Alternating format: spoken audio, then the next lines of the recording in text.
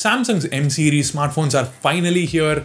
Samsung is aiming to provide some value for money devices in this series, and the cheapest of all is the Galaxy M10. Let's unbox it and take a quick look at its features and some camera samples. Let me quickly introduce myself. My name is Ashwin Sundar. This is Technology Jock. Subscribe to the channel and more importantly, hit the bell icon to get notified whenever Technology Jock comes up with a new video.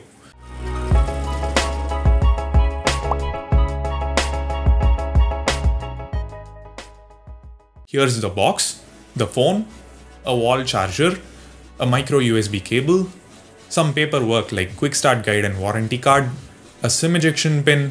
That's it. The Galaxy M10 looks eerily similar to the M20 that we unboxed earlier on the channel. Here's a link to that video in case you didn't watch it yet. We have the same Infinity V display with a dual drop notch, just like the one found on the OnePlus 6T. The chin at the bottom though is slightly bigger than the one on the M20. So consequently, the display size is a tad smaller, 6.2 inches instead of 6.3. The display technology is the same. It uses a TFT panel, but the resolution is only 720p. And since it's TFT, the color reproduction and viewing angles are not as good as what we can expect from a typical Samsung Super AMOLED panel, but I guess it's okay for a budget offering. It's protected by Dragon Trail Pro Glass. It's kinda equivalent to Gorilla Glass 5 or maybe 4. The plastic back of the phone again looks similar to the M20. It has got that glossy look which looks quite good when it faces some light source, but for some reason it feels like a panel made specifically for lower end phones. There's a minor creaking issue. It's not loud or anything. I don't even think my microphone can pick it up. Let me try. Hear anything? I don't. Anyway, it's just that there's a bit of gap between the panel and the internals. And as you may have noticed, there is no fingerprint scanner, so we are left only with face unlock. And it does its job. It's both fast and accurate. The back also houses this loudspeaker. The quality is fine, it gets reasonably loud, but it's not my favorite placement to be frank. It gets muffled when we hold the phone. One really good thing about the build is it's extremely thin and light. It's just 7.7mm thin and it weighs only 160 grams.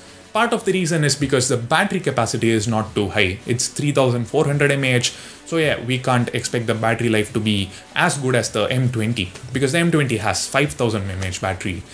But 3400 on the M10 won't really be bad because the chip is also not as powerful as the one on the M20, so one day battery life is probably assured.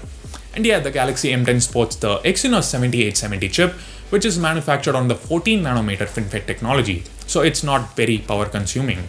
This chip could also be found on the likes of Galaxy J7 Prime and J7 Pro.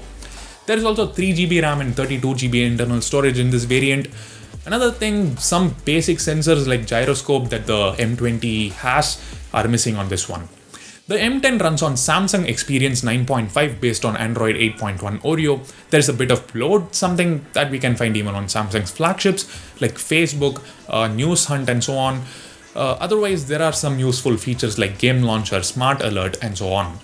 Now, despite being around 4000 rupees cheaper, the Galaxy M10 sports a rear camera setup similar to that of the M20. A 13MP f1.9 primary camera and a 5MP f2.2 ultra-wide-angle camera. This is probably the only phone with an ultra-wide-angle camera in this price segment. The main camera's wide f1.9 aperture could prove useful in dim lighting conditions. Guys, if you don't understand terms like aperture, HDR, f1.9, f2.2, etc., then click this link and watch that video. I've explained all the terms related to camera and photography in very simple terms. You'll thoroughly understand everything. So yeah, coming back, there is a 5MP f2.0 front-facing camera for selfies. Now, this 3GB RAM variant of the Galaxy M10 is priced at 9390 rupees. I mean, at least that's what the box says. The actual launch price. Would you buy this phone if you had a budget of around 9000 rupees? Let me know in the comment section. So that's it. Hit the thumbs up button if you like the unboxing. Smash the subscribe button and the bell icon for more videos like this. Thank you so much for watching. This is Ashwin Sundar from Technology Jock, leaving for the moment. Have a great day.